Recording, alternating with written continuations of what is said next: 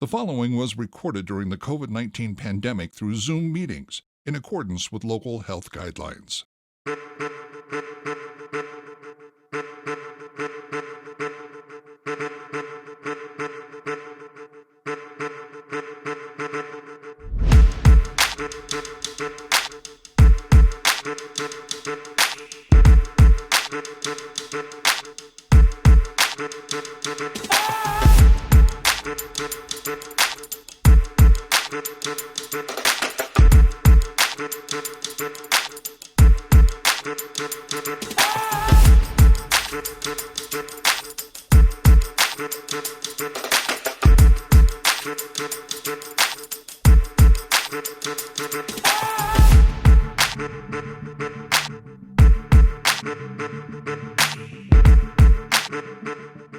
I'm going to start to have our co-conversationalists begin to introduce themselves in just a moment.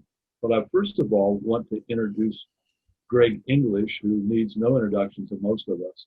But Greg has joined Dan Stoker and myself in helping to coordinate these Tuesday talks. And Dan and I realized that scripture that a threefold is not easily broken, however that scripture says that. And we were just two, so we needed a third. And we needed somebody, at least from my perspective, that was smarter and better looking. And so, Greg, we asked to come along and be one of our coordinators for this and our conveners on these calls. So, Greg, bring people up to date with you, because you're in some transition as well.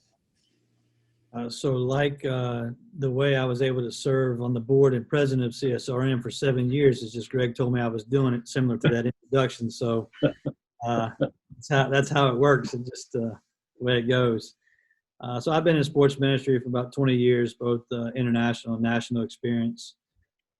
International experience was in a closed country environment in the 1040 window there, where I first engaged with CSRM and Greg, and had a real good partnership there, and then came back to the States and been at Cool Spring Baptist Church for 12 years in sports and recreation ministry. And then just this past Monday, I had the privilege of watching a young man that's worked for me for 7 years become the new director of recreation and fitness. And then I just transitioned into strategy and development for the total church body. So I'll still be able to play for a living, just at a different level. But I've been able to teach sports and recreation at a local college and be part of some different projects. So just a real love and passion for me. Well, welcome, and particularly as a convener and helping to make these things happen. And so let me turn it now to the panelists, the co-conversationalists today, and let them introduce themselves. So let's start, Kelly, with you. Sure, yes. Good afternoon, I think now that it is. My name, again, is Kelly Zimmerman, and served in a variety of capacities, I guess, as far as lay and vocational ministry. So I've been a growth pastor at a church where I oversaw group ministry, outreach, both local and global missions, and pastoral care. And then have launched several teams as far as like a next steps type of ministry. I am a groups director and outreach support at our church currently. I co-founded a nonprofit with one of my best friends about 7 years ago now. And one of our lanes, I guess, if you will, is we facilitate a freezer meal ministry where people can just share stories on our website and we take them a week's worth of meals.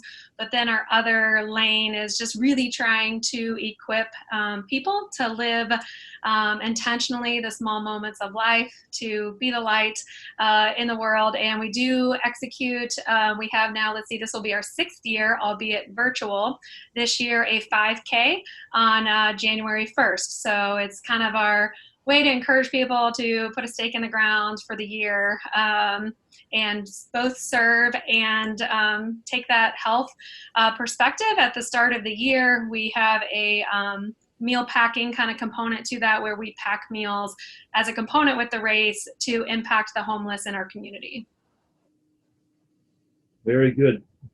We're glad you're with us today. So you. Dan, unmute yourself and introduce yourself. Dan Kinwetson. Yeah, hi, my name is Dan. I'm here in the National Football Hall of Fame city of Canton, Ohio. And we got our first snow today. And so for those of you in California or other places, you don't have to deal with that. But yeah, I'm the director of sports ministry at First Friends Church.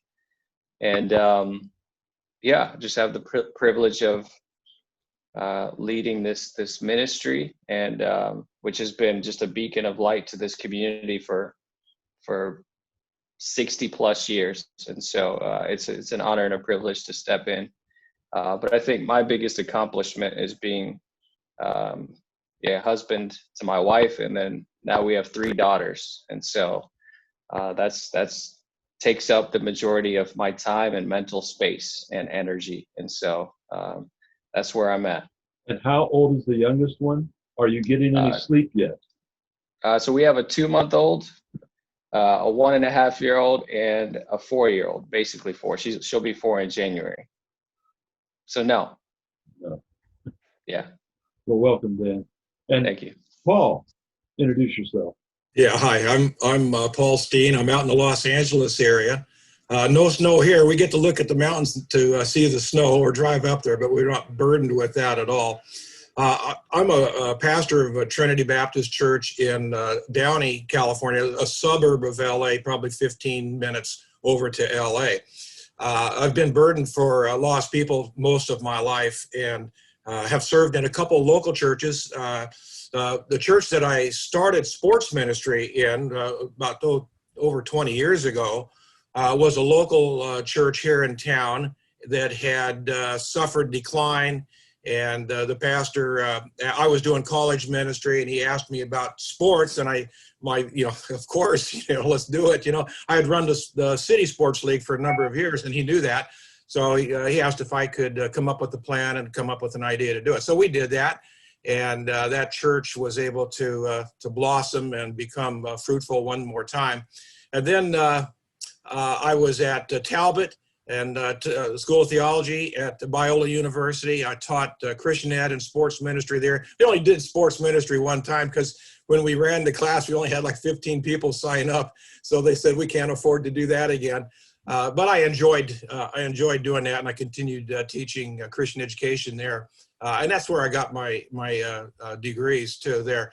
And then I'm now at a local church, first the Trinity Baptist Church in the same town that I was so many years ago. And just it's a church that was ready to close. So I've been at I'm at a small church, a smaller church. But I've been at I would say like a medium-sized church that was able to grow and more than double in size. And the same things happened at the smaller church. And I would have to credit, if I had to pick one thing other than the Holy Spirit, that we're relying on him for everything that takes place, I'd have to credit sports ministry for doing that. I'm naturally outreach focused, and this is a natural way to do it. I've also done sports ministry in as big as I could, in a big way, up in the migrant work camps. In California, we depend on our agriculture really depends on migrant farm workers coming over from Mexico, and the state runs some camps. They have 19 camps in the state. And I kind of adopted one of the camps, and I would take a group of people anywhere from, I've done it with as little as about 18 people to about as many as 45 people, and go up and work in the camps and spend 10 days or so there. And without sports ministry, and we would do other things in sports, but without sports ministry, that would have just been a complete flop.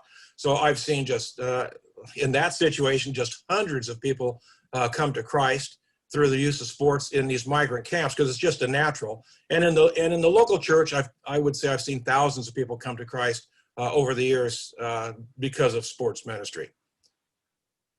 Well, we're glad all of you are with us, and obviously, I think we know, but we reiterate the fact that today we're trying to focus in on a conversation on how do we move people from the field or the gym, or the fitness class, and how do we actually get them from there into our sanctuary, into the body life of our church? How do we get that? In the book Sports Outreach Fundamentals, again, that you can get through the website that Dan has been putting up on the chat room, we talk about two disconnects.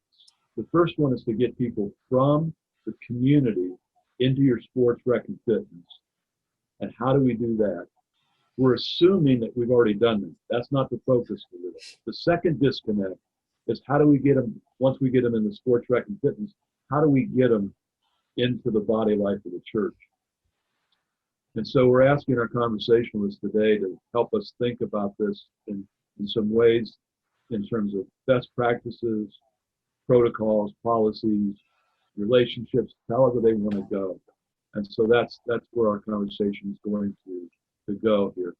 I'm going to ask the panelists to first of all share a little bit in just a moment about when you have seen that work, getting people from wherever to wherever.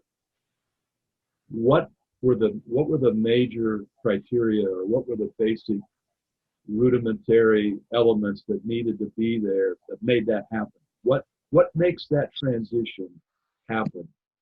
And as you get ready to think about that and answer that, welcome to all those of you that have joined.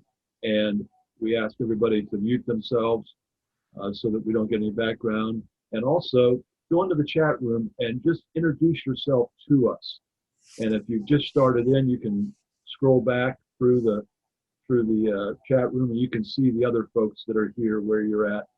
And William, we're glad that you did not do that when you were driving on your way to your office. So we're glad that you made it safe, and now you can do that. But any of the conversationalists here, what was it that was so impactful that helped move somebody from the field into the sanctuary? In your experience, what's the key components for that?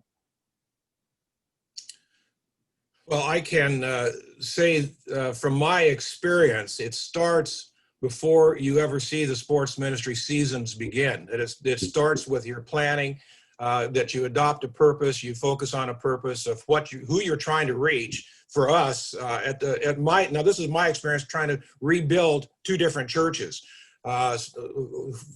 Defining the target, planning on it, how we're going to reach the target.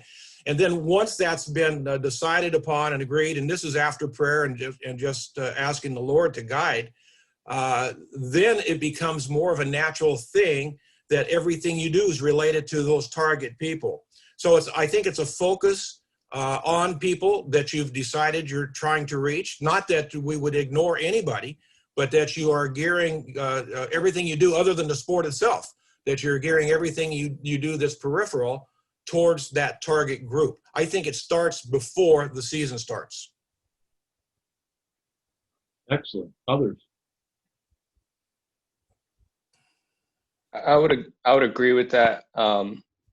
I always like to think of a story.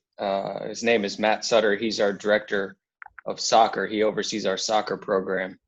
But when our church was at a different site, he and his family were looking for a church to be a part of. And I think it was one of the first few Sundays that they had visited the church, and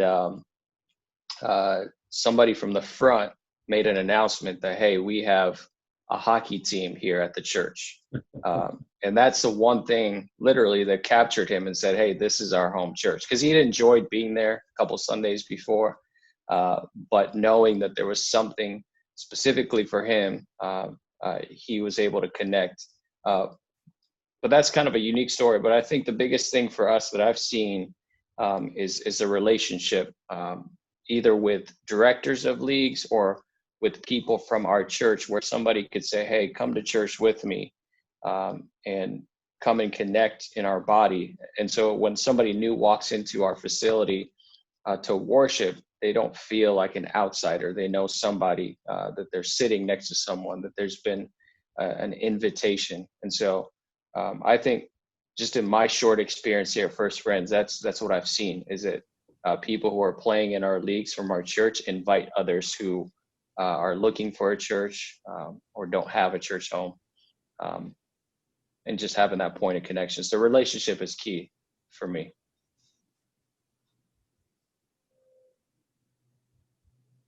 Kelly, you're muted. We need you to. When you see this working, what are the components that make it work? Were you to me? I'm sorry. Yes. Yeah. So obviously a little bit of a different perspective. Not had a lead role in sports ministry, while my family has certainly participated in sports and sports ministry. But I think a little bit as I reflected, again, just those next steps and connections when I've seen an impact, it might even one that might relate anyhow, is just more through that lens of community impact. So where are we showing up? Where are we a true partner to the city, both in the sports arena and otherwise? So my perspective is when we approach our city sports leagues, the city events and everything like that, from how can we add value because we love this community. I've seen that have the greatest impact on, again, just people being drawn to the church in more of an organic way, because we're showing up to serve, we're showing up to partner, we're showing up to elevate and add value, where I think sometimes churches can be seen as bringing competing sports leagues and options, and in some cases that doesn't add value maybe to the community. So just kind of a different perspective that I've seen work really well is how can we serve our city, our community, our sports leagues from that angle. Certainly have more ways to weigh in on that, but just a short answer there. Well, that helps make the program attractive. Everything that Kelly has talked about, it makes the program attractive. And then the step, and that draws people, and you've got to have that first draw or you don't have any opportunity to bring them into the church. Once they're there, I think Dan hit it, you've got to build the relationships and form tight bonds with people as fast as you can, because you only have a season to make or break it, And in fact, if the league doesn't run well, you'll never see the people again anyway. So you've just got to do everything with excellence and with the full commitment. I think it's also part of the recruitment effort for who's your volunteers, who's running the actual sports program, that they are not necessarily called to come in and coach a team or run a basketball league or anything like that, but that it's more fundamental than that, that when you are recruiting the right people, not that we know who the right ones are, the Lord knows who we should be after as far as having them coach and things, but that we approach them from the aspect of being ministers. I can tell you in all the years I've done this, which is a long, long time, I've really never made an appeal to someone to coach. I've made an appeal to someone to minister. We'd like to be involved in ministry. And I can kind of describe them. You're going to have a group of people, and you're going to have, parents, and you're going to have kids, you're going to have this, you're going to have that. And most people hearing that, if they're love the Lord in the least, they can say, wow, you mean I can play sports and I can be a minister? Because the idea of building relationships has to be with people that you love, and doing something that you love becomes a natural thing. So I think that Dan just hits it right off the bat, that it's all about building relationships. But I do think it's more than that too. But I think that's a really key part, Dan. Let me ask you three to give your top three in terms of obstacles for the person who is far from Jesus, far from the church, but really into sport or fitness, and they're coming to your facility, they're coming to your program. What are the top three obstacles that keep them from going over that second disconnect into church life? What are your top three obstacles that those people have?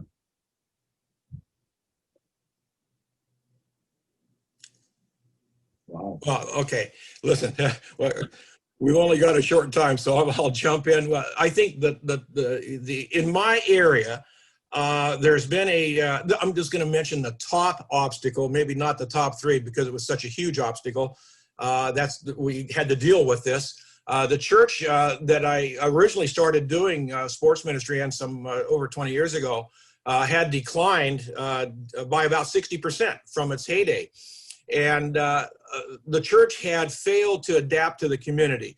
It was a great church. It was a church that had great teaching, but it was a church that had become inwardly focused, and the people all looked the same. They had been there forever, for many, many years. They were ethnically, they were Caucasian people, in general, Caucasian people. In fact, almost exclusively in the first church. Second church, absolutely exclusively. And the area had changed. The suburbs of Los Angeles had changed, become heavily Latino. And here we were, a white church in a Latino area, 88% Latino. We loved living there, my wife and us and my kids. We all loved it. But the church had failed to embrace the change and in fact showed some signs of they didn't like the change. That was a huge, huge obstacle. That's the biggest one, and I faced it twice. And So it's not so much that in the city leagues too. The city leagues here in our town had become totally inwardly focused as well. We're not talking spiritual stuff. We're just saying who was playing in them. Well, it's the people that look like me, and that's not who was living here any longer. So I faced it 3 times. One of the obstacles is not so much the people that we're trying to get across that disconnect. The obstacle was the people of whom they might join. Excellent. Kelly, Dan, what are the top obstacles? I haven't really thought through a top 3, but I think one of the greatest that I've experienced is just what people think the church wants from them. So when you think through a traditional, maybe ministry, sports organization, at least once, again, I've participated in or have seen work through some of the churches that we've been a part of is, right, and it's all good intention and a good plan, but there's this consistent devotional that's happening throughout the season. There is a sports Sunday. We're going to celebrate this and invite everyone to come to the church. And again, I think that holds value and it's great celebration for the church body to experience. But I don't know that is the best way to move people from the field to the sanctuary. They think you want them there, for a donation that Sunday or just all these other things. And so one thing I felt like could be a gift to sports ministers, again, because I'm not really in that specifically, is a book that I just love. I really think it's a gift to any church ministry, also to family.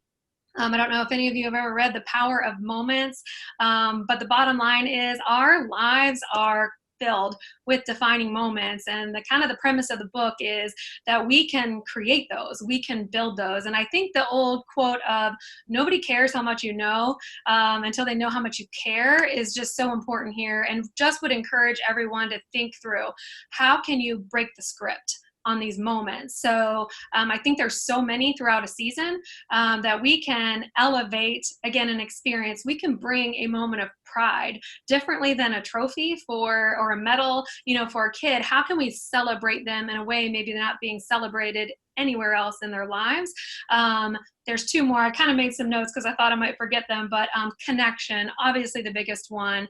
And then again, insight. How can we lead people to have these aha kind of moments maybe in their lives and in their families? What are they missing? Oh, this community has this thing that's missing in my life to offer. I think just a variation on how to create these connections for our coaches sometimes. I know my husband is a coach of several different sports for our kids, and even before we had kids, he was coaching in and outside the church. And, there's just so much you're doing. You're trying to tell the families about the next thing. You're trying to win. You're trying to invest in these kids. And one thing, when I mentioned this thought to him, he's like, that would be so helpful. So not just the ministry ministry director, but the one, I guess, words I put to this is, can we have like a ministry chaplain or a pastoral care coach for coaches? So in other words, I want to equip my coaches at some point throughout the season.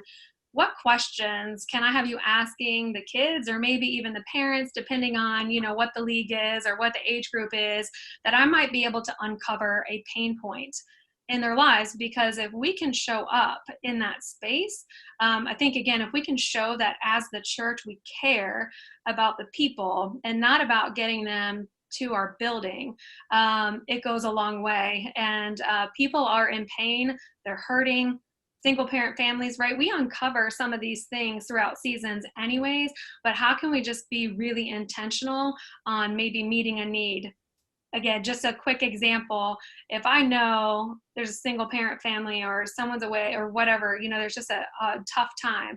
If my coach sent to my home a handwritten card with a pizza gift card in it, man, I think that would impact me a great deal. And again, that's just something simple, but think through, how can we flip the script on some of the expectations families have about what the church wants from them? Dan, obstacles? Yeah, I couldn't agree with both those answers more, and especially Paul. I moved from Los Angeles about a year ago, so I'm very familiar with your area, Downey and Paramount, and I was in La Mirada. That's where I lived, so I'm very familiar with Biola. And Los Angeles is just a rapidly changing place constantly, and so you have to keep up with the change demographically and culturally, et cetera. And so when I came here, one of the first things that I did notice is that our leagues are very diverse, and it depends on which league you're in. But then when I looked at the church itself, it's like 98% white. And so one of the things that I've been just hammering home, and I feel like I've been beating a dead horse, but it hasn't been that difficult because that's something that the whole church has had to deal with as a country, is this idea of racial reconciliation. And I think that is one of the biggest obstacles here, is that there's just a lack of diversity. And so when I look at our leagues, and I'm rubbing shoulders with these Black men and women, and then they ask me, hey, what kind of church is this? Do you guys just sing hymns, and do you just they think of just a traditional archaic kind of, hey, you go and you wear white robes and you just sit quietly, and that's how they thought our church was. And so I think the diversity is a big piece of it, but also just a definition of like, who are we? And I really liked what Kelly said about how can we add value to the city. So are we asking the question like, who are we to the city of Canton, and what value do we bring to the city of Canton? And so having these really difficult conversations that address the issues of our community. The township that we live in has become very diverse. But again, our church doesn't reflect that. And so how do we answer those questions? So we've been doing some metrics and trying to figure out where do people come from that attend our church, that participate in our sports ministry programs, and trying to figure that out. But then the last thing that I would say too, it's just how do we define outreach?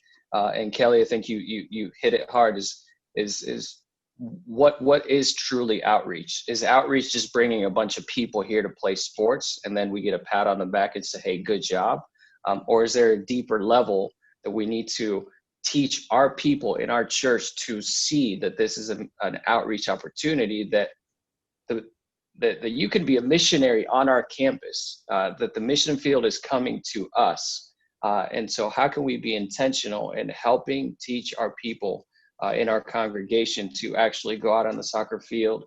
You don't have to coach the sport. You don't have to play the sport.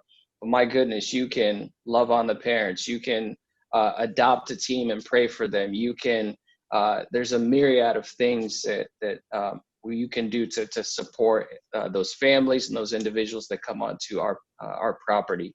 And so for me, personally, just in my position here, that's what we're doing. And COVID has actually been a blessing in that it's given us a chance to step back and to evaluate and to look at how we can step into those areas to help, create kind of a comprehensive view of outreach and to invite other people to do that. And so these are huge obstacles for me. The diversity is a big piece. A lot of the young folks and a lot of the people of color, they're not going to come worship here if they don't feel like their issues are not valued. And so that's a big deal. And that's something that I'm just going to keep harping on until they kick me out of here. I don't know. So I would love to piggyback on that, Dan. I think, that is just so wise to sit, in this space and really dig into that. One thing I just reflected on, as I know, is the heart here is we want to equip and release, right, people for ministry. And one thing I think is so interesting, and maybe it's because I've overseen groups ministry, and that will just make you flat out knock your head against a wall. But part of that, right, the frustration, if you will, in that I have felt is how it doesn't completely line up with discipleship in some regards, in many regards, is we work so hard to move people from the circles they're in to new circles instead of really equipping and releasing people as a minister to circles people are in. So in some regard, I think sports ministry is light years ahead of really the body. They're already in a circle. So one question I might throw is, why do you want to move them into rows just to get them back in a different circle? I just think there is so much intentionality that can be taken. People are in a mission field already. They're in a circle of influence in your sports ministry circles. So how can we disciple them, invest in them spiritually so they feel a part of this body, instead of how do I get them into the rows? Just a thought. I think I want to move them from this circle to the rows to maybe a new group circle. That's just pain all the way around. When again, they're already in a circle. So let's minister to them, release ministers to them in the circles they're in. That's really ideal, Kelly. It's just well said. Here was my problem when we first started doing sports ministry. I had marching orders from the senior pastor of what I was supposed to accomplish. And it wasn't building disciples outside the church. It was bringing people into the church. He wanted to fill the church back up. And because it had been full, and it had decreased so drastically. So I think it depends on what your goal is. So one of my goals, just setting goals of what we're trying to accomplish. I went to the senior pastor after I kind of developed a plan, and I told him, listen, I think I can get people into the church one time. You have to do something to keep them here. And he said, okay, I'll accept that. If you can get them here, he says, I'll work at keeping them here. So that was kind of like my marching orders. At that point, I had set myself up that this is what I had to do. But that's what I was instructed to do as well. Let me tell you one other thing. There's probably more than this, but one other thing that I regard as an obstacle in Southern Cal, Dan, as you are aware, as the Latino population has increased to be the largest group of people living in the 5 southern counties of California now. They're the dominant people group here. That they were heavily Catholic, very, very heavily Catholic. And I was at a Baptist church, and I'm still at a Baptist church, it's a different one. But the word Baptist has connotations that was a huge problem in Southern California. How do you deal with that? If you're not going to change the name of the church. Now that church from 20 years ago just changed its name. But I didn't have the luxury of going in and saying, Pastor, we need to change the name. We did discuss that. But the reality was, no matter what the name was, it was a Baptist church. It belonged to a Baptist association.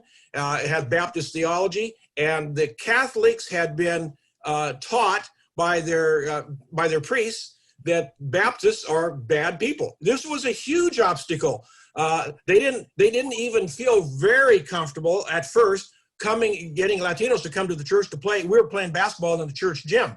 And there was a little bit of discomfort just getting them in the gym. But then there was more discomfort when you talked to them about going to the church. It became, I think, obvious to me that something had to be done to bridge the gap that they had just found themselves in. They had just learned that this is a bad thing to go to a Baptist church. Anyway, that was an issue. Different religion. And other than Catholics, but Catholics in our town, 70%, we have about 110,000 people living in Downey. About 70% of them are unchurched. Absolutely no church affiliation. If they died, they wouldn't know who to call to bury them. But of the remaining 30%, it was overwhelmingly Catholic. Overwhelmingly. So evangelicals were down around like not even 5% of the total population. So it was an issue. So let me remind you just to drop some questions in to the chat line there, and we'll be able to call those out. We do have a question that I want to bring about, which is a good question, and a question I thought about, Kelly, while you were speaking to that. I love the idea that people are already in a place, and we do work so hard to get them out of a passion spot to try to force them into something else. I want to talk a little bit further about some COVID obstacles as we move along, but I want to ask this one particular question here, and this question is, do we always want to bring people to church? Is that usually the first approach? What if people are so opposed to church? Has anyone done anything in an intermediate type of way? So how about some questions to that, answers to that question? Well, you've got to, and I don't want to monopolize. Dan and Kelly just jump in. You have to have, I think, some other way of something in between to answer the question. I don't know if you have to have it, but it's certainly a big advantage if you have something between the gym and the sanctuary. One of the biggest things in my early years there was that I had the absolute support, very strong support of the senior pastor. And we realized that before the league began that we wanted to move people to some intermediate spot that would be kind of like Kelly's, the idea of circles, that we wanted some circle other than basketball. We wanted a different circle with a little bit more of a spiritual, and I'm not saying that we didn't do things that were spiritual in basketball. We were focused on doing that, but another place for them before just launching them into the church. So the senior pastor started what he called a welcome class. So he would come, we'd give him the microphone at the games. He would introduce himself. He would bring staff different weeks. He would invite people to come to what he was calling the welcome class. It happened to meet on Sunday morning before church. And we started having, that very first year, we started having about 75 to 80 people show up on Sunday morning because they wanted to hang out with these other people in this welcome class. So that there was an intermediate place to do that. And I think it's fairly important to have a place like that where people can just be themselves. And then you're not dragging them to church. I'll just go to the next step, right? You're not dragging them to church at that point. When the end of that little fellowship time, of course, we've never called it a fellowship time, with non-believers, but at the end of that class, I guess we would say, donuts and coffee and the stuff that these people like, we would just say, well, we're going to go over to worship and let's go now. And we would literally just take them. They would go with us because they'd been in the class and go in by big numbers out of the 75 people. They would just walk over to the sanctuary with us and sit down. And we'd have some rows reserved, and we'd sit with them and just kind of becoming friends, building relationships, being intentional in what we're doing, and then slowly moving them into the church. Not slowly, it happened in a pretty rapid way, but there was this key group that was between the initial circle and the rows, as Kelly says. There was this other circle that helped an awful lot. I'll tell you one other thing. Again, I don't want to monopolize. I'm just giving you as I remember things and think about it.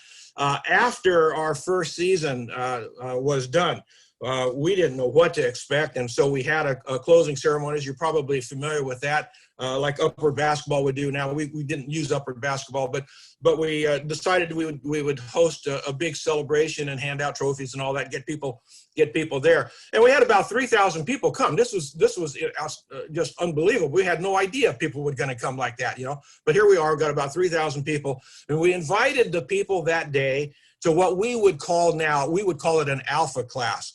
That met on Wednesday nights, and we're going to have we're going to have tacos and we're going to have burritos and we're going to have beans and rice and things that were just culturally what would have been normal.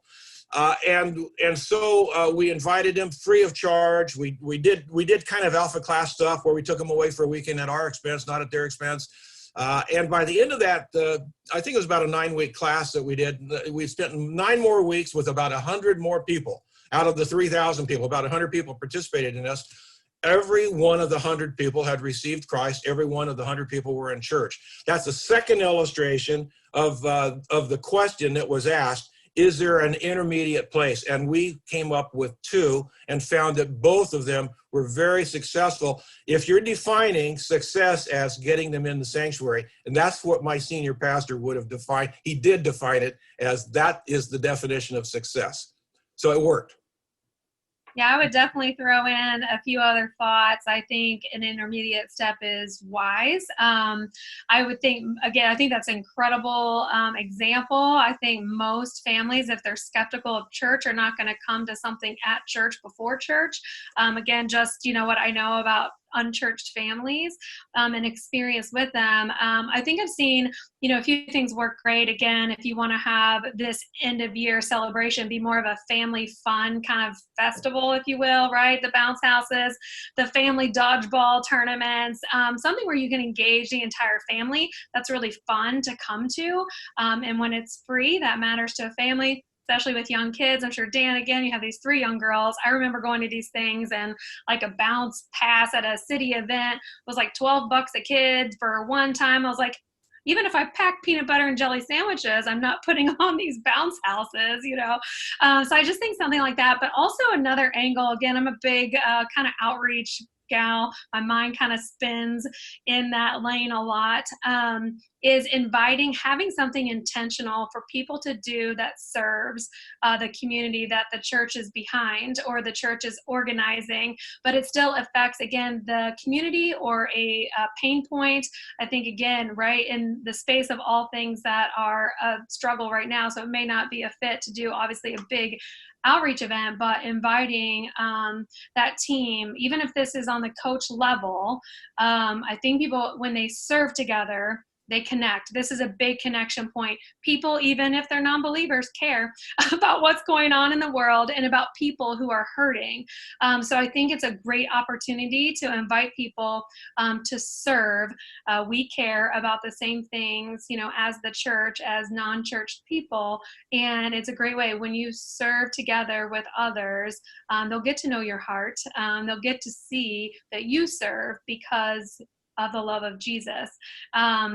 And I think that is something, again, care brings influence. Both are a result of relationships. So I think creating those opportunities either on a small scale from a team or whole church, following up a season with an outreach, an impact, a community impact event that everyone's invited to. No, I don't have to have Jesus in my heart to serve, though, but I'm going to be, connecting with people that are there for that reason. Yeah, that's huge, especially that last point of serving together. I think one of the things I've seen a trend in churches, including the churches that I've been involved in, including this one, is there's this kind of pathway that we want to put people in, and this isn't just in sports ministry; it's with our regular congregation as well. Is that you put people through like a class, and then at the end of that, then they serve. And I think we need to invert that model. I think we need to turn it upside down, because I do believe that when people are serving together, Kelly, like you said, there's just something that changes, because everybody does care about helping the poor or giving to the needy or building a house for somebody who needs it or raking leaves for, a shut-in in your church. So there's just these points of connection where you can build relationship. Again, it goes back to relationship and connection. And then there's that invitation, which would be my second point, is that we did some metrics on our sports ministry, not based on this year, obviously, because of what it's been, but the year before. And we just looked at all our leagues from January all the way to December. And we looked at, where the people are coming from. We looked at the ages and the different demographics, but we also looked at whether those people are churched or unchurched. And so when they register for our leagues, we have a section on our registration where they can tell us, hey, this is my home church, or I don't have a church. And those numbers were extremely eye-opening to see that all the way across the board in all of our leagues, youth and adult, there's about 50% of the people who said that they didn't have a home church. But the other daunting number that we looked at was how many of the people that attend our church, or the people that call First Friends home, how many of those people participate in our leagues? And that number was right around 9 or 10%.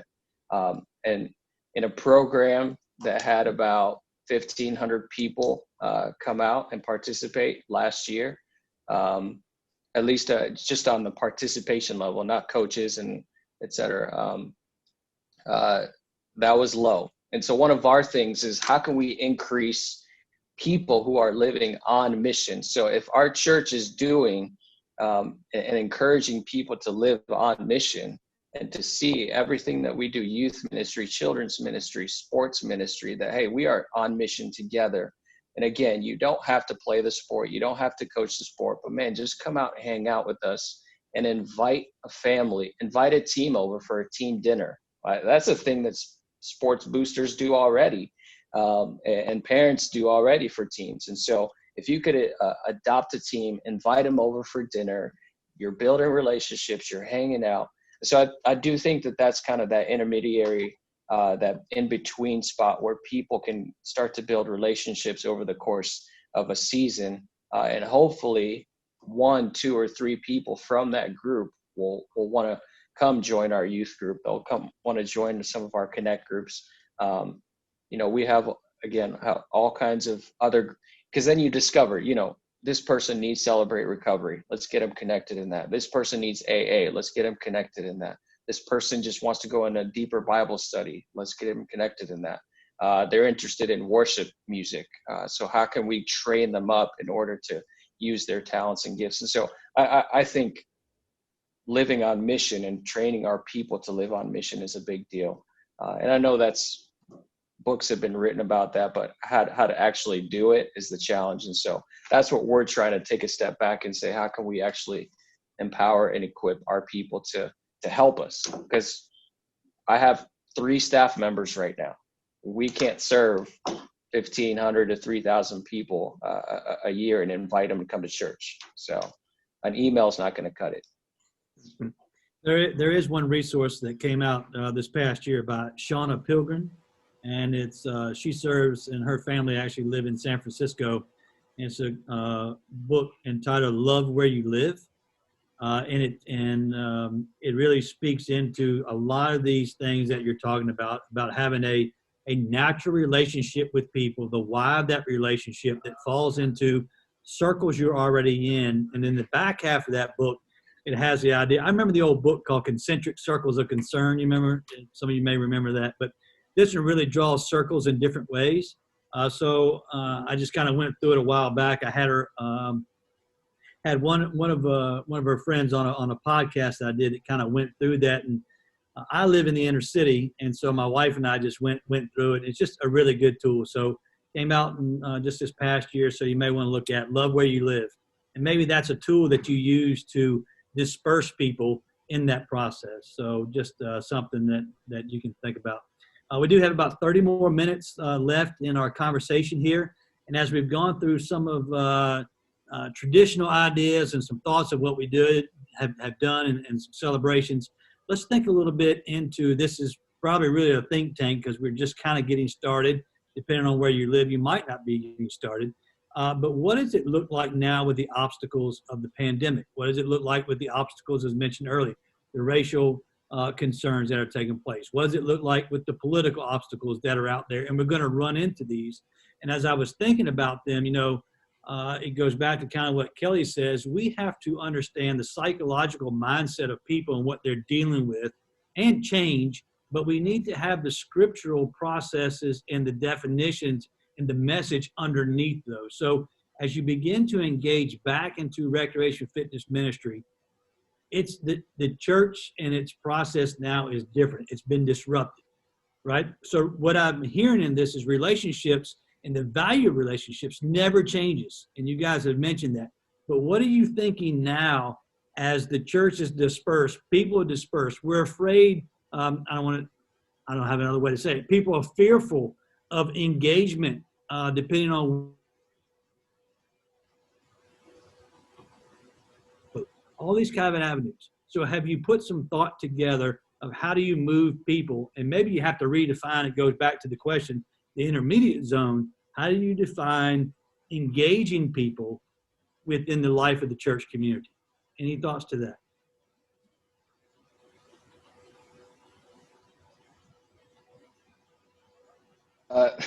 That's a tough one. Maybe I'll let Paul Steen talk about it. I don't know. That one's really difficult because so much of what we do, especially here, is on campus. And then the other challenge we found is that there's so many resources and better resources that people can find online to engage in fitness activity. And so we are planning our winter leagues as normal starting in January. I mean, obviously there's all kinds of COVID protocol that I had to write and think through and stagger schedules and disinfect and all that stuff. But one of the things that, we're going to try and have something. And so we feel that, the people that are comfortable to come and join us, they can do that, but we're going to do everything in our power to keep people as safe as possible, but also remembering to connect with others who, may not feel as comfortable. And so, I don't know, that's a challenge when it comes to engaging in the church body. That's a conversation that we even had this morning in staff meeting, is how do you do that? And one of the things we are doing is, again, we're going to empower the people in our church to, we're going to give them a grocery bag with a list of things that they can fill up and to think and to pray about a family or some individuals that they could deliver groceries to, just as a love package. And sports ministry is going to come under that that banner, and we're going to hand those bags out to the people who do participate in some of our leagues to help them to think about, hey, are there people in your community that you can take these groceries to, these lists of things, just as a gift, just to show them love. And so there are some tangible little things like that, but man, it's been difficult to figure out how to engage the people who don't want to engage or have, use this as an opportunity to disengage. And so help me is what I'm saying. I don't know that I can. Oh, sorry. Go ahead. Go ahead, Kelly. Oh, I was you're right. It's a more challenging time for in-person connection than ever. Definitely a very difficult question to answer.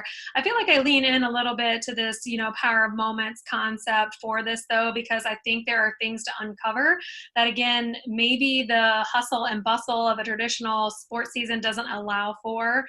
So I would just encourage everyone to kind of lean into that. I think you will uncover some opportunities to make a real impact through these four sort of powerful, types of moments that we can create. It made me think of, when you're talking about groceries, we recently partnered, with the USDA's Farmers to Families program. And one thing that happened in this drive-through experience, I was able to be there, and it was, again, small church kind of engagement. But when we have an opportunity to be face to face with people, now again, they're in their car, I'm standing in the parking lot, we're masked up and everything. But I let them know, right? This is absolutely a free gift, from our church. Know that you're welcome here, of course. But the one thing I was able to look them in the eyes and say is like, is there anything we can be in prayer for your family, in this time? And I've never met these people before. They're in their car, we're masked up, and it was just incredible to me what was shared. And we were able to, all right, they drove away, but you better believe I made a note. One, I wanted to be able to pray over, but two, how can I connect and follow up with resources that I am aware of in the community and the county. But two, the follow-up that's now taken place with these families via email and Impact, and shared the story at my small group. And one of the families said, can we send them a gift card just through the church, but our family's gonna sponsor that? Well, yes. So just these incredible things are uncovered. And this is kind of maybe not answering the question, but I just thought of that in context of a normal sports season. And maybe I've seen people where they'll send home a prayer card, maybe, with the family through signups or whatever else. But if there is a way to, maybe it's at the uniform handout night or, whatever that is, some touch point early on, you're able to look a parent in the eyes and, right, I'm your coach. Just how can I be in prayer for your family in this season? People will answer you. You're not saying, can I pray for you right now? Although the Holy Spirit may just so prompt you, and they'll say yes. Most of the time they'll say yes, to prayer. So it's just so interesting, these powerful moments that, again, just from being present in the moment, that I think the speed of a season doesn't normally permit. But really, I think, sending cards, stopping by homes, and again, to the scale that you have, Dan, that can be challenging. And I know that your heart is to engage that many more people. So maybe this is, right, the season to say, hey, I'm looking for 12 families that are willing to do, 4 drive-bys, whatever it is. And would you also come up with these items? So if it's a little "we miss you" package or whatever else, just because the season can't commence as you wish, maybe it's just a new family board game or something. We know something about their family dynamics from their sign up. Let's drop off a new board game. Lord knows I'm tired of what we have in this house. So I just think like that can be an incredible gift to a family night, package. I've also seen churches in our area do a big, drive-by for a kid's kit. Christmas is coming up. If you're not going to be able to meet in person for Christmas services, can you, create a Christmas package drive-through? And again, you're going to have a one-on-one connection with families for that drive-through. Is it the same as service? No, but what moments can we create in that drive-through? And I think there's just a lot of opportunity. So just a few random ideas, I guess. Well, Kelly, that all fits with your the book that you mentioned, The Power of Moments. I haven't read it, but I think you're right on it. We haven't faced anything like this before in California. We've been shut down. Sports has been shut down. The governor decreed months ago that if children come with their parents, they must sit with their parents. Children of even little kids over age of 2 must sit with their parents in family groups. They don't want family groups intermingling. They don't want children from one family mingling with children of another family. And we've kind of been living like that. So we have no experience with how to deal with the sports ministry and things in the pandemic. And I don't know how this will actually turn out, but I think it has to be related to sports ministry as far as my church now. I think it will be related to sports ministry. But here's some things that we've done. I'm talking about drawing people back together and becoming the church and the family is working together and being together again, because it's just such an integrated part and such a natural part. But right now we don't have people in churches. Our governor just yesterday shut our state down again completely. So last week we had 18% unemployment. Now starting today, he said it's going to be in effect within 24 hours. So I suppose that means today or tomorrow, people won't be going to work again. And going to completely shut the state down. So it's a pretty drastic thing. It's hard to deal with it, hard to conceptually say, okay, if we are going to be that isolated, what can we do? How can we make bridges and into people's homes and people's families? when you're not to even be together, in our state at least, for Thanksgiving. They don't even want families together within a family unit. They don't even want them together unless they live together. Okay, now that being said, that means no experience, but here's what we've done. And I really liked, Kelly, what you said, because we've done some of this. We have established out on we are in the suburbs, but we're on the corner of two very busy boulevards.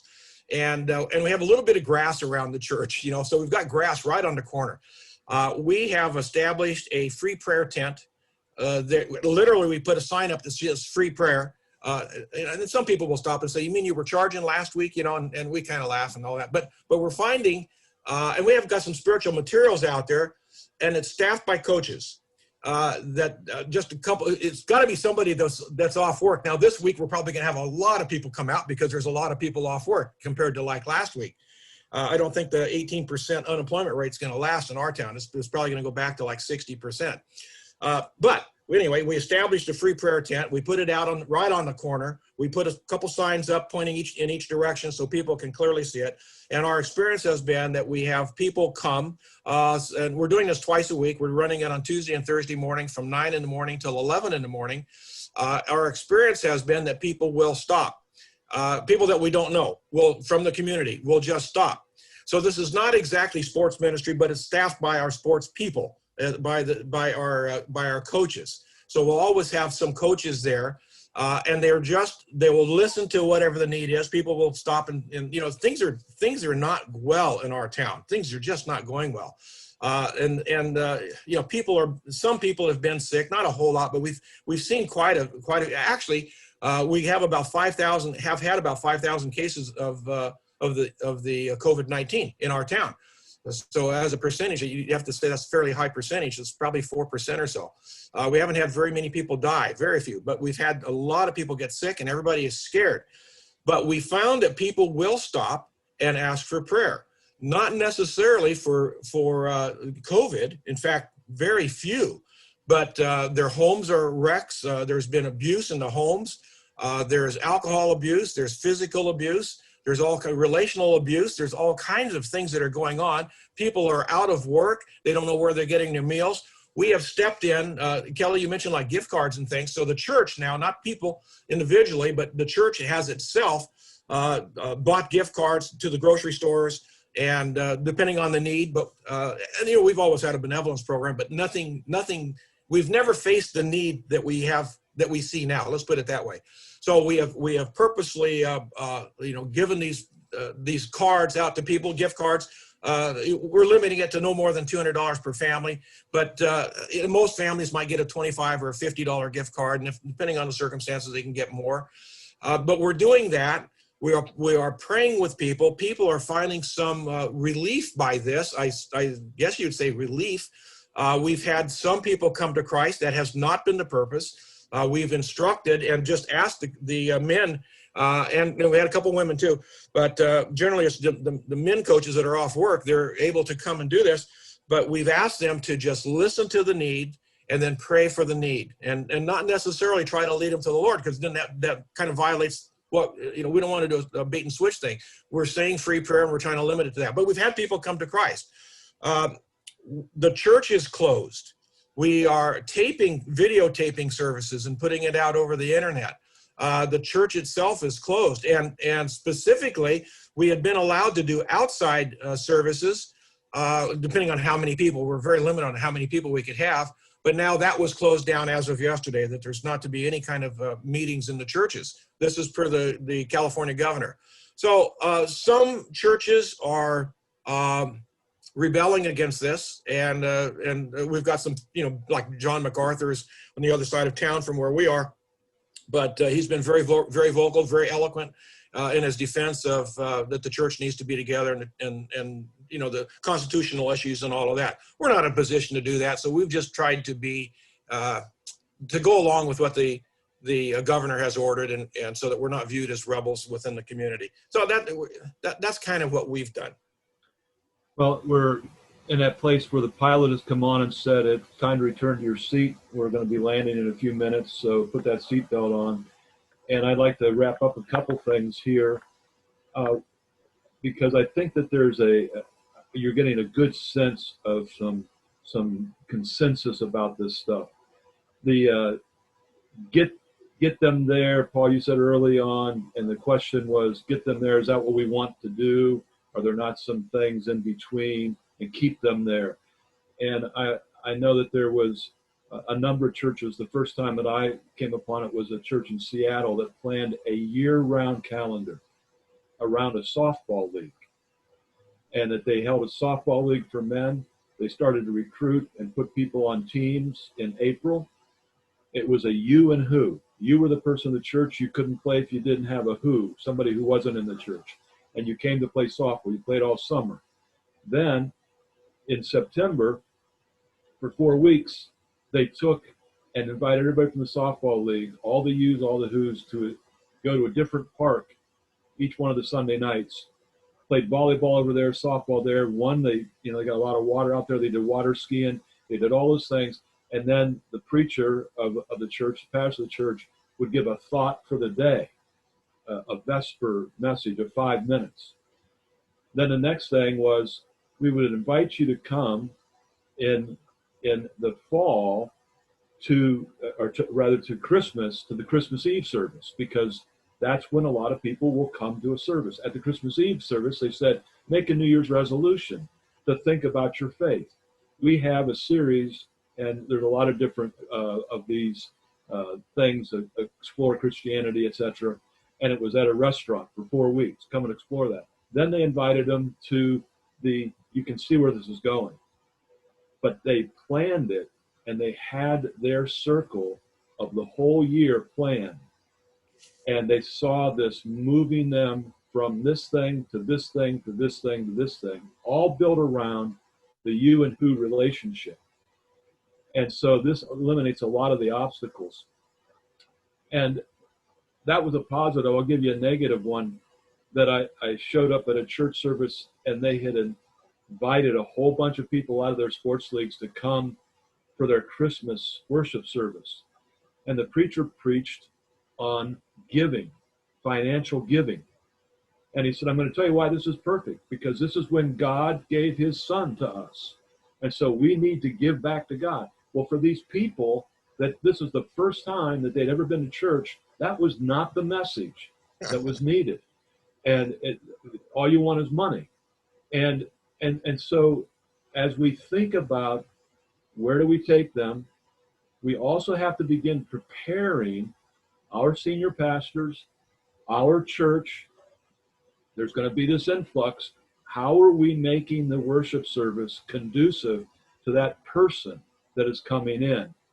And so you need then an understanding there of building your sports, rec, and fitness ministry around the leisure pursuits of who sits in the pew every week, because it's relationship. The way that you come from the field, the golf course, the bowling alley, the whatever it is, the rugby pitch, you do it with relationships. And if your people are not playing rugby, there's no sense in doing rugby. What are they doing leisurely? Build your sports, rec, and fitness around the leisure pursuits of your people, the yous who can invite a who in. And in terms of this obstacle concept, we've just addressed a lot of that. But we see in this last question that Greg asked us about COVID, is it an obstacle or an opportunity? What many of our sports and rec and fitness people have understood is they've been trying to get people to come from the field into the sanctuary for years. They won't go. But now that it's online, they'll tune into that worship service. They won't attend it, but they'll watch it. And this is an opportunity. But again, it goes back to the preacher, the choir director, the music worship leader, or who's doing the liturgy, or who's doing the prayer, or is it with the mindset that they've got all these brand new eyes, and that our sports ministers have helped our senior pastors and church leadership understand this is a perfect opportunity. It's not an obstacle at all, but we better shape up what we're doing. And then when you add to it that these groups, and we have some, I'd say the majority of the groups are what was mentioned before. We've got an Anglo white church in a changing demographic, but sometimes it's the opposite, that the church is people of color or language group or different affinities, and the community around them is white. Either way it goes, we've got to figure out how to do that at a worship service at a time that would be more conducive to the culture that you're trying to reach. These are the things that we've got to think about as we move forward. Okay, I'm going to come back to every one of you and asking you to have a final comment in maybe a minute or less, as we're running out of time. But I think that I want to call everybody to go back through the chat room. And I know that Dan has been putting a lot of things there. Please know in December, there's no Tuesday talk, but there will be every week one of the COVID conversations that we had earlier in the week. And then starting in January, we've got a great time to talk about the sports minister and their future. What are they going to grow into? And then in February, we're going to talk about how sports rec and fitness can be part of racial reconciliation. So that's where we're going. So hey, Greg, can I add something? Sorry, Sure. This is P.M. Myers, CSRM International. Paul, I love your idea of being on the street, and I know of a church in the UK. I'm not sure the name of it. Rachel, I see you're from the UK, but they have created that same kind of opportunity online. They call it the Spirit Cafe, and they create a Zoom meeting every week at a specific time between for 2 hours, between specific hours, and they publicize the address, and people can call in. And once they call in, they put them into group chats to receive prayer or to talk or to answer their questions. And so they have the main meeting, but then for those who are interested and want more, then they have a Wednesday night kind of discipleship group that then they invite them to. So they've created this whole online community. And so I could see you all with your sports ministries, as you're engaging individually and building relationships in reality, maybe that's an opportunity to use this idea in the situation with COVID to create these online communities, to create something like a Spirit Cafe where you give everyone in your league an opportunity to call in and to receive prayer or to share or to connect with somebody. And so in that way, this church has become really intentional, and they're getting people to call in not only from their community, but now as people from around the world are discovering it, they're getting people calling from Asia and from Africa and from the US because they're meeting a need for this online community. So I thought that was a great idea, building on what you guys are already sharing, but taking advantage of the COVID situation. All right, last strategic thoughts or insights, kind of a minute or so or less. Paul, we'll start with you. Well, I think it's imperative that as the sports ministers that you have the support of the senior pastor, because there can grow to be some jealousy among staff members and some opposition, some obstacles can actually arise from people on staff with you. Yeah. If the senior pastor is not solidly behind it. He can put an end to it very, very quickly. But you don't want to be a rogue, a guy out there doing your own thing or a gal out there doing your own thing by yourself.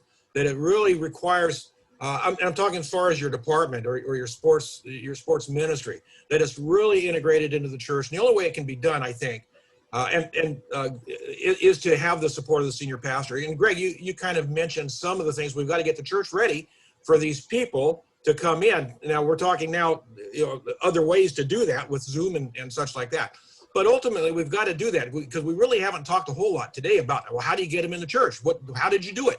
But and how do you keep them there? Once they're, if you say you can bring people in once to the church, what are you going to do to keep them there? And that really falls on the senior pastor and some strategic thinking. You really got to think deeply about it. And again, try to accomplish, set goals and then try to accomplish those goals, but you've got to be strategic about it. Thank you, Paul. Dan. Yeah, I think for us, that's precisely what we're doing. So I've been in this job for going on 2 years now. I feel like the first year I was learning the job and how the seasons go. And then the second year, COVID has given me an opportunity to look at everything comprehensively. And so what we're doing is we are creating some very tangible goals using the data that we've collected from our database and just looking at demographics, et cetera. And we're really trying to pinpoint some specific goals. And one of those goals is we want to increase people who participate in our leagues from our church by 10 to 15%. If we could get that number up to 20%, and then the communication with the senior pastor and the rest of the church is to say, hey, how can we empower that 10 to 15% to come and be ministers within our sports ministry? And so that's just one of the things that we're doing, is we're just taking a comprehensive look at everything, how we do everything, and hopefully, and we're not starting fresh. I mean, this is an established program, and so we're taking a lot of the foundation that's been built already and enhancing it, and then taking some of the things that we don't need and kind of getting rid of them. And so that's what we're doing. If you're interested in that research and how you can do it, I believe that Dan put his contact information on the chat room earlier in the chat, and you can grab hold of him. And I believe, Dan, you have there that there's around 45% of everybody who's participated indicated they had no church home. Around 10% or so, maybe a little less, that had your church as their home, and the remainders were going to other churches, but we would imagine that many of them don't even have a church home, even though they listed it. And so the harvest is ripe, as they say. Kelly, last words. Yes, I think I would just speak to maybe the smaller church. I think the numbers are still the average, church size is about 200, probably much less here in this COVID season. And maybe the thought of having an entire sports ministry when you're not running leagues, and just how is that possible? And I think, again, just through partnership. I know that if we think through the lens of just loving our community and the rec leagues, but also the schools, and thinking through how much, again, people within our church's children are hurting because of missing seasons and things like that this final year, that if maybe some of our leagues are paused, it would give us this space to really reach out and love those families through the schools right now. So again, I'm sure many have relationships, but if the church doesn't currently have a sports ministry, could be a great time to start one, and reaching out to those, superintendents and directors of sports at the school level, just to say, how can we care for you and your coaches right now? And just as a great on-ramp, because again, I think people will plug in there if their hearts are sports, right? If their passion is sports, it's a great on-ramp to being used to be that minister through the church right now. Is to, again, how can we love those that play in the sports leagues and the rec leagues if we don't have an internal sports ministry within our church? And maybe even if we do, right? Like we still want to be making that impact through the schools and through the city. So just an encouragement to the smaller churches out there. You can have a sports ministry without a facility. Yes. As you've heard all of this, and if you've missed something, this has been recorded. It'll be replayed in the near future. You can come back to it. It may even be the kind of thing that you'd want to sit down with your senior pastor, your sports outreach team, other people, and say, let's watch this, let's listen to this, and let's try to think about how we can do. Greg English, close us out here. Last thoughts. It's about relationships. And we have the opportunity to engage, and I do think there it is strategic elements to it that we need to sit down, we need to ask why, and look at the how, not just this is what we do or what we have or that. It's really the why and the how. But overall, it's about relationships. And I think for us, it's about my relationship with Christ first, and that love, that passion, that grace that extends to others.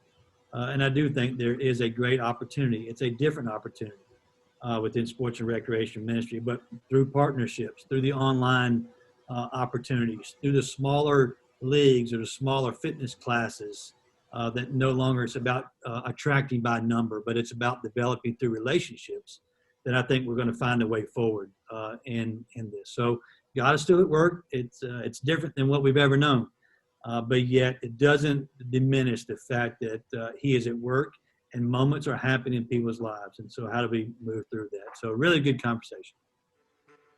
Thanks to everybody. We're going to close up shop here and really appreciate each of the co-conversationalists today. And we will see you in January live.